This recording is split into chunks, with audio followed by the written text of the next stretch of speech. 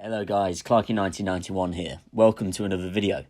This time we'll be looking into the recently released April 2019 revision of the Warhammer 40k rules. As summarised in the most recent newsletter, this revision covers broad changes to small tweaks to make games of 40k more balanced and more fun than ever before. If you haven't already, it is well worth subscribing to the newsletter for all the latest news on upcoming games, models and books from the Warhammer universe.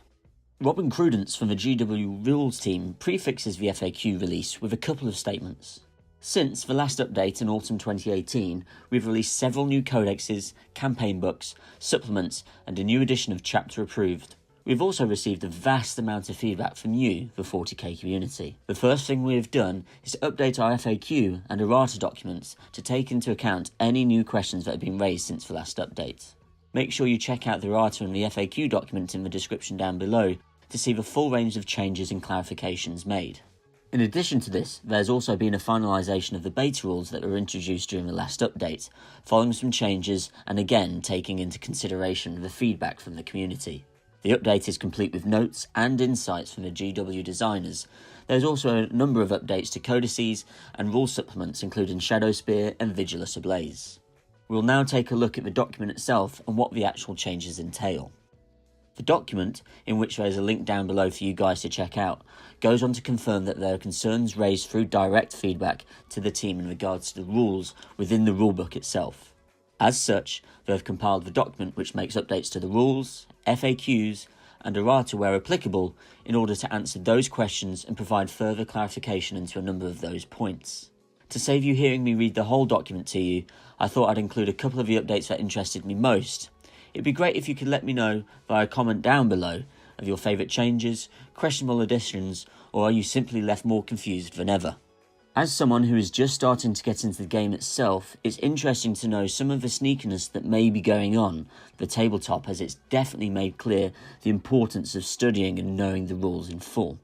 The first one is in regards to disembarking from destroyed transports, where Robin confirms that it turns out there is nothing in the core rules that prevents a unit that can be forced to disembark from its transport because it was destroyed as a result of an Overwatch attack from immediately declaring a charge. He goes on to say that this was never the intent, and some players have been exploiting this oversight and declaring charges against every possible unit in order to get their own transports destroyed so they can disembark their elite and very choppy units a few inches closer to the enemy to secure a vital charge. We imagine the units inside almost certainly have other things to contend with, like crawling out of the flaming wreckage of their former transport. To correct this, we're adding the following errata to the Warhammer 40k rulebook, which is reprinted here for convenience.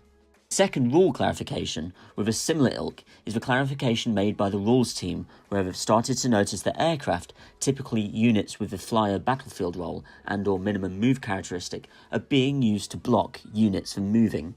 Much like the disembarking from destroyed transport rule above, the exploitation is disconnected from the narrative that the game is played within. After all, the aircraft employing this tactic, whilst right in front of the enemy on the table, are in fact imagined to be soaring high above the battlefield, not skimming across the surface.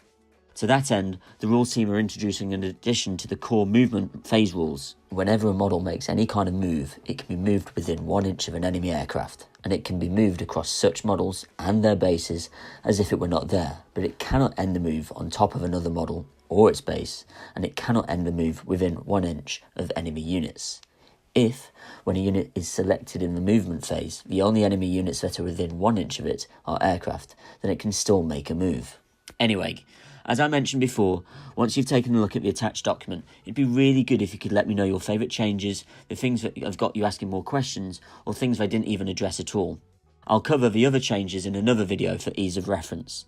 If you liked the video, please leave a like, comment, and if you haven't already, please subscribe. Until next time, Clarky1991, signing out.